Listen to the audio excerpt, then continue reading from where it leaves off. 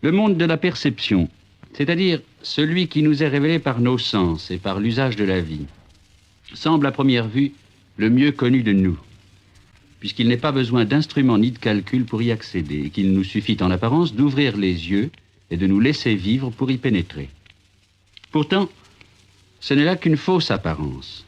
Je voudrais montrer dans ces causeries qu'il est dans une large mesure ignoré de nous, tant que nous demeurons dans l'attitude pratique ou utilitaire, qu'il a fallu beaucoup de temps, d'efforts et de culture pour le mettre à nu, et que c'est un des mérites de l'art et de la pensée moderne, j'entends par là l'art et la pensée depuis 50 ou 70 ans, de nous faire redécouvrir ce monde où nous vivons, mais que nous sommes toujours tentés d'oublier. Ceci est particulièrement vrai en France. C'est un trait non seulement des philosophies françaises, mais encore de ce qu'on appelle un peu vaguement l'esprit français, de reconnaître à la science et aux connaissances scientifiques une valeur telle que toute notre expérience vécue du monde se trouve d'un seul coup dévalorisée. Si je veux savoir ce que c'est que la lumière, n'est-ce pas au physicien que je dois m'adresser? N'est-ce pas lui qui me dira si la lumière est, comme on l'a pensé un temps, un bombardement de particules incandescentes, ou comme on l'a cru aussi, une vibration de l'éther, ou enfin, comme l'admet une théorie plus récente, un phénomène assimilable aux oscillations électromagnétiques? À quoi servirait-il ici de consulter nos sens, de nous attarder à ce que notre perception nous apprend des couleurs, des reflets et des choses qui les portent, puisque de toute évidence ce ne sont là que des apparences, et que seul le savoir méthodique du savant, ses mesures, ses expériences, peuvent nous faire sortir des illusions où vivent nos sens et nous faire accéder à la vraie nature des choses. Le progrès du savoir n'a-t-il pas consisté à oublier ce que nous disent les sens naïvement consultés, et qui n'a pas de place dans un tableau vrai du monde? Le monde vrai, dira le savant, ce ne sont pas ces lumières, ces couleurs, ce spectacle de chair que me donnent mes yeux, ce sont les ondes et les corpuscules dont la science me parle et qu'elle retrouve derrière ces fantasmes sensibles. Descartes disait même que le seul examen des choses sensibles, sans recourir aux résultats des recherches savantes, me permet de découvrir l'imposture de mes sens et m'apprend à ne me fier qu'à l'intelligence. Je dis par exemple que je vois un morceau de cire. Mais qu'est-ce donc au juste que cette cire? Assurément, ce n'est ni la couleur blanchâtre, ni l'odeur de fleurs qu'elle a peut-être encore gardée, ni cette mollesse que mon doigt sent, ni ce bruit mat que fait la cire quand je la laisse tomber. Rien de tout cela n'est constitutif de la cire, puisqu'elle peut perdre toutes ses qualités sans cesser d'exister. Par exemple, si je la fais fondre et qu'elle se transforme en un liquide incolore, sans odeur appréciable et qui ne résiste plus à mon doigt. Je dis cependant que la même cire est encore là. Comment faut-il donc l'entendre? Ce qui demeure, en dépit du changement d'état, ce n'est qu'un fragment de matière sans qualité, et à la limite une certaine puissance d'occuper de l'espace, de recevoir différentes formes, sans que ni l'espace occupé ni la forme reçue soient aucunement déterminés. Voilà le noyau réel et permanent de la cire. Or, il est manifeste que cette réalité de la cire ne se révèle pas au sens tout seul, car eux m'offrent toujours des objets d'une grandeur et d'une forme déterminée. La vraie cire, dit Descartes, ne se voit donc pas par les yeux. On ne peut que la concevoir par l'intelligence.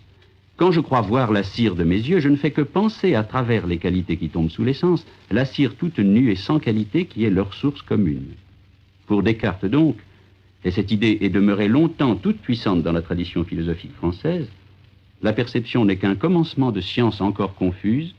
Le rapport de la perception à la science est celui de l'apparence à la réalité. Notre dignité est de nous en remettre à l'intelligence qui nous découvrira seule la vérité du monde.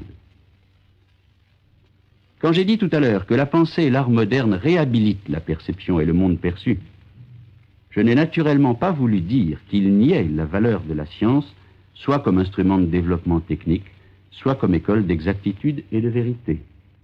La science a été et reste le domaine où il faut apprendre ce que c'est qu'une vérification, ce que c'est qu'une recherche scrupuleuse, ce que c'est que la critique de soi-même et des préjugés propres. Et il était bon qu'on attendît tout d'elle dans un temps où elle n'existait pas encore. Mais la question que la pensée moderne pose à son égard n'est pas destinée à lui contester l'existence ou à lui fermer aucun domaine. Il s'agit de savoir si la science offre ou offrira une représentation du monde qui soit complète, qui se suffise, qui se ferme en quelque sorte sur elle-même de telle manière que nous n'ayons plus aucune question valable à nous poser au-delà.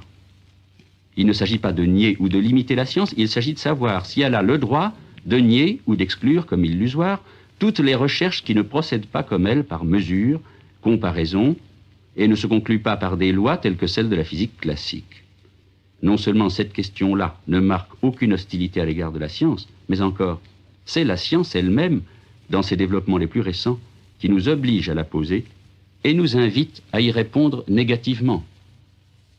Car dès la fin du XIXe siècle, les savants se sont habitués à considérer leurs lois et leurs théories non plus comme l'image exacte de ce qui se passe dans la nature, mais comme des schémas toujours plus simples que l'événement naturel, destinés à être corrigés par une recherche plus précise, en un mot comme des connaissances approchées.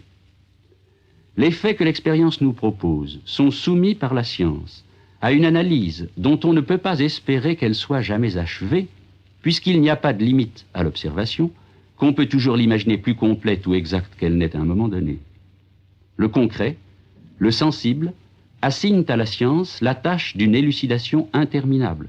Et il résulte de là qu'on ne peut le considérer à la manière classique comme une simple apparence destinée à être surmontée par l'intelligence scientifique. Le fait perçu, et d'une manière générale les événements de l'histoire du monde, ne peuvent être déduits d'un certain nombre de lois qui composeraient le visage permanent de l'univers. C'est inversement la loi qui est une expression approchée de l'événement physique et en laisse subsister l'opacité. Le savant d'aujourd'hui n'a plus, comme le savant de la période classique, l'illusion d'accéder au cœur des choses, à l'objet même. Sur ce point, la physique de la relativité confirme que l'objectivité absolue et dernière est un rêve. Elle nous montre en effet chaque observation strictement liée à la position de l'observateur, inséparable de sa situation, et elle rejette l'idée d'un observateur absolu. Nous ne pouvons pas nous flatter, dans la science, de parvenir, par l'exercice d'une intelligence pure et non située, à un objet pur de toute trace humaine, et tel que Dieu le verrait. Ceci n'ôte rien à la nécessité de la recherche scientifique, et ne combat que le dogmatisme d'une science qui se prendrait pour savoir absolu et total.